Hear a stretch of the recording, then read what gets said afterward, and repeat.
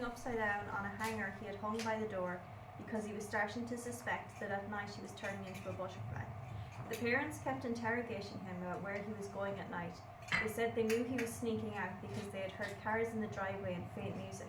They didn't hear those things. They couldn't have, because there were no cars in the driveway or faint music. And if there were, he wouldn't have had anything to do with it because he was busy being a butterfly. The parents grew worried. They set cans by his bedroom door hoping to hear crashes. They tested the window to make sure it didn't open the full way. The boy assured them he was just becoming a butterfly at night. They weren't reassured. When the cans didn't work, the father did regular checks on him, setting alarms on his phone. When he was confronted with an empty bed, he searched the room and found the butterfly. He put it in a cereal box. The opening was sellotaped shut and he punched air holes in. He was too frightened to use a Pringles can. In the morning, he found the boy eating toast with Nutella.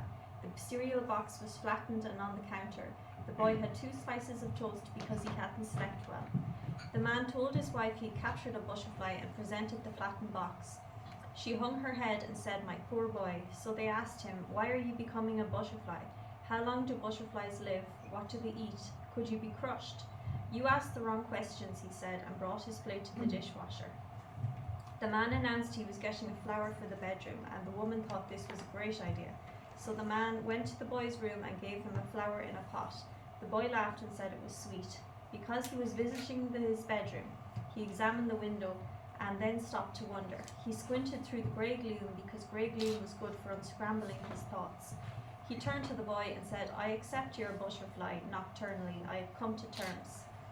The boy nodded, touched at his understanding, and thinking about questions, the man asked him his name. "Ah," the boy said, "the best question." The man squinted through the grey again and thought his standing place familiar. He remembered being here before the boy. The snippets were vague, but unlike the butterfly, he couldn't catch them.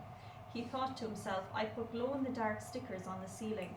I remember because I stood on a chair and it wobbled."